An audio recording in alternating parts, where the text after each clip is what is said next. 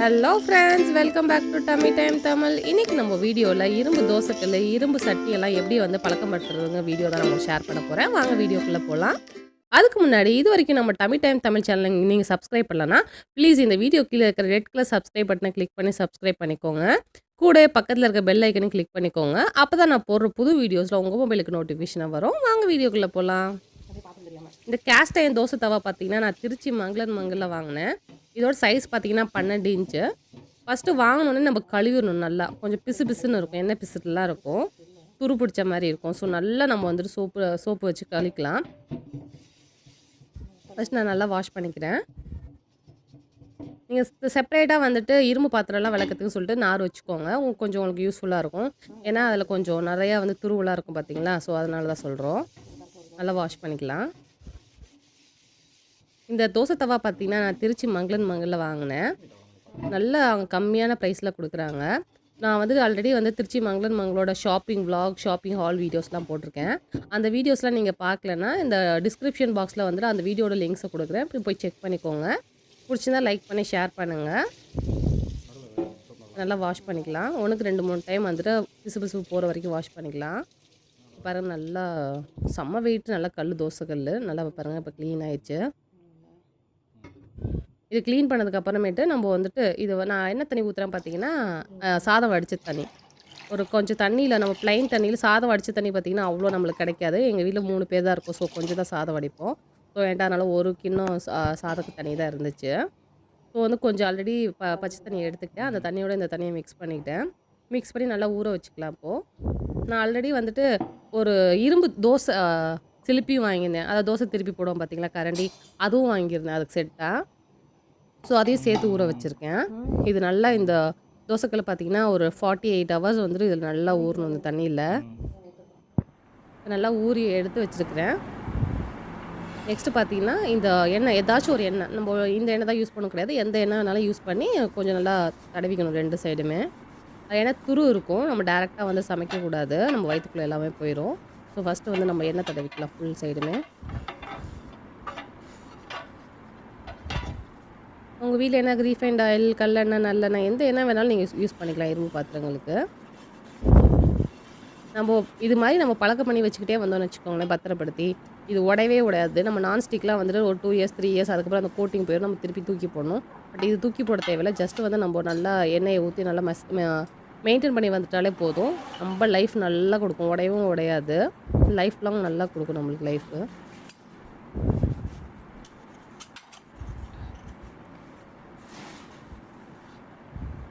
பாருங்கள் எவ்வளோ அழுக்கு இருந்துச்சு சொல்லிட்டு தோசைக்கல்லில். துணி தனியாக வச்சுக்கோங்க, காட்டன் துணி. இப்போ நான் நெக்ஸ்ட்டு சீசன் பண்ண போகிறேன். இப்போ இண்டக்ஷனில் பாருங்கள், இண்டக்ஷனில் ஒர்க் ஆகுது. சிலவங்களுக்கு இண்டக்ஷனில் ஒர்க் ஆகுதுன்னு சொல்லிட்டு கேட்பீங்க. ஸோ அதனால தான் உங்களுக்கு காட்டுறேன் நம்பர் ஒர்க் ஆகுதுன்னு சொல்லிட்டேன். கொஞ்சம் தோசைக்கல்லில் எண்ணெய் ஊற்றி வெங்காயம், இந்த எண்ணெய் சும்மா ரஃப்பாக சாப் பண்ணி போட்டுக்கோங்க. வெங்காயம் இந்த சைஸ் தான் வெட்டணும்னு அப்படி கிடையாது. ஏன்னா திருப்பி நம்ம இந்த வெங்காயத்தை யூஸ் பண்ண போகிறது கிடையாது. ஆல்ரெடி வந்துட்டு இதில் வந்துட்டு துருவலாக இருக்கும். நம்ம இந்த வெங்காயத்தை சாப்பிட முடியாது. சும்மா ப்ரீ சீசனுக்காக தான் நான் சொல்கிறேன். நல்லா ஃப்ரை பண்ணிக்கலாம். அந்த வெங்காயத்துலேயே பாருங்கள் எவ்வளோ ப்ரௌனிஷாக வந்துட்டு அதுக்கு துருவெல்லாம் ஓட்டுன்னு சொல்லியிருக்கேன். எல்லா சைடும் நல்லா படுற மாதிரி நல்லா வெங்காயத்தை வதக்கிக்கலாம் தோசைக்கல்ல. இது எதுக்காக செய்கிறோம் பார்த்தீங்கன்னா, தோசை வந்து நம்ம நெக்ஸ்ட் ஊற்றும் போது பழகணும். இது நீங்கள் இது வெங்காயம் போடலாம், முட்டை ஊற்றலாம், எது வேணாலும் நீங்கள் பண்ணிக்கலாம். பாருங்கள், நெக்ஸ்ட் நான் உங்களுக்கு தோசை ஊற்றி காட்டுறேன். பாருங்கள், அக்கே நான் உங்களுக்கு இண்டக்ஷன்லாம் வச்சுருக்கேன், ஒர்க் ஆகுது பாருங்கள், சுடுது தோசைக்கல்ல. சைஸை பாருங்கள் எவ்வளோ பெருசு இருக்குது, இண்டக்ஷனோட வெளியே வரைக்கும் இருக்குது சைஸு. ஸோ அதனால் சின்னதாக ஊற்றிருக்கேன். நான் அடுப்பில் வச்சு நல்லா பெரிய தோசையாக ஊற்றுவேன். ஸோ தோசை எப்படி வருதுன்னு பார்க்கலாம்.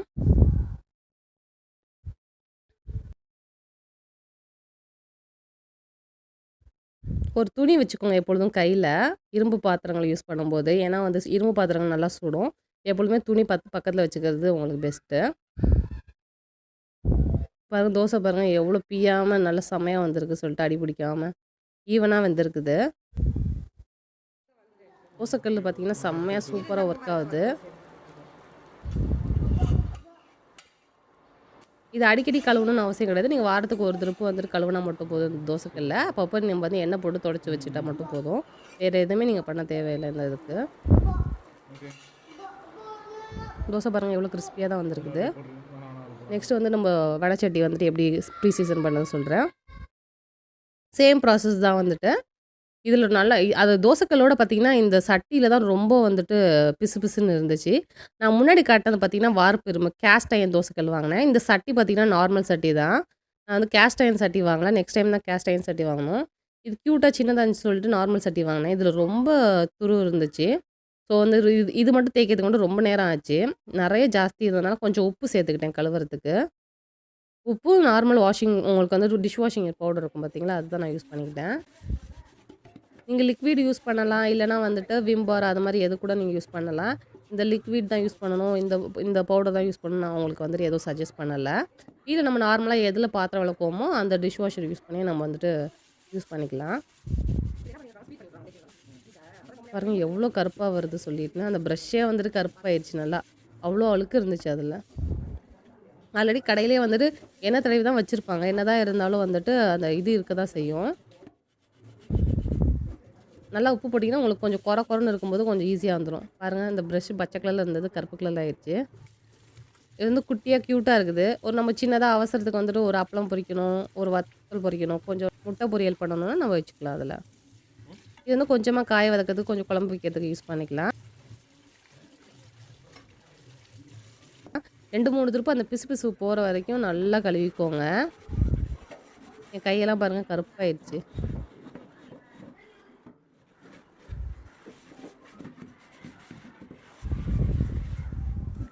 நல்லா செம்ம வெயிட்டாக இருந்துச்சு. ஸோ நம்ம இண்டக்ஷனில் யூஸ் பண்ண முடியாது இது. வெறும் வந்துட்டு கேஸ் ஸ்டவ்வில் மட்டும் தான் யூஸ் பண்ண முடியும்.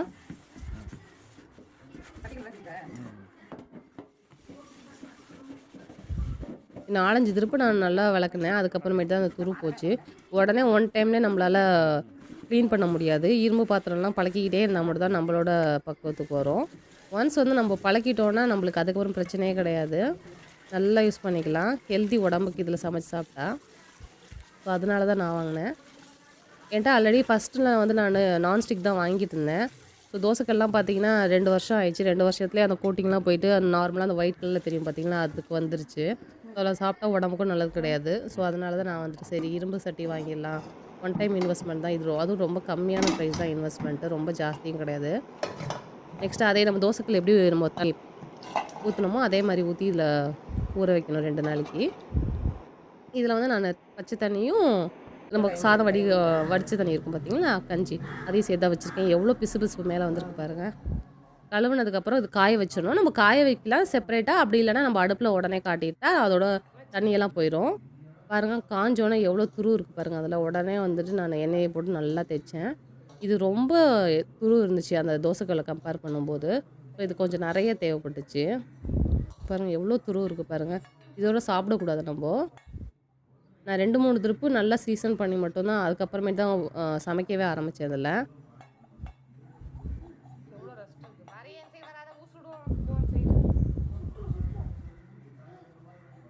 இது வந்து சின்ன வடை சட்டி. அந்த துணி பாருங்கள் எவ்வளோ ப்ரௌனாக அதில் எவ்வளோ த்ரூ ஒட்டியிருக்கு பாருங்கள். இது மட்டும் நம்ம பார்த்து பார்த்து இது மாதிரி நம்ம இது ஒரு நாளைக்கு இதில் சமைச்சோன்னா உடனே கழுவிட்டு பாத்திரத்தில் உடனே கழுவி காய வச்சு உடனே எண்ணெய் தடவி வச்சிடணும். வச்சுட்டிங்கனாலே போதும். ஒரு 2 நிமிஷம் கூட ஆகாது. ஒரு நிமிஷத்துலேயே வந்துட்டு எண்ணெய் தடவி வச்சுட்டோன்னா முடிஞ்சிச்சு வேலை.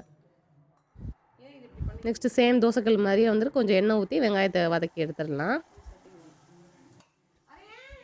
நீங்கள் இந்த ஷேப்பில் தான் வெட்டணும்னு சொல்லிட்டு அப்படி கிடையாது. நம்ம ரஃபாக ஃபைனாக சாப் பண்ணால் மட்டும் போதும். நார்மலாக உங்களுக்கு இந்த ஷேப் வேணும் அந்த ஷேப் வேணும் எதுவும் கிடையாது ரெஸ்ட்ரிக்ஷன்ஸு. நம்ம சமைச்சோன்னா டேரெக்டாக வந்து அதில் இருக்க அழுக்கு துருவெலாம் நம்ம உடம்புல போயிடும். ஸோ வெங்காயம்னா வந்துட்டு நம்ம தூக்கி போட்டுடலாம். வெங்காயம் ஏன்னா கம்மியான பைசாவில் விற்கிறதுனால நம்ம தூக்கி போட்டுடலாம். ஸோ அதனால் சொல்கிறேன் நான்.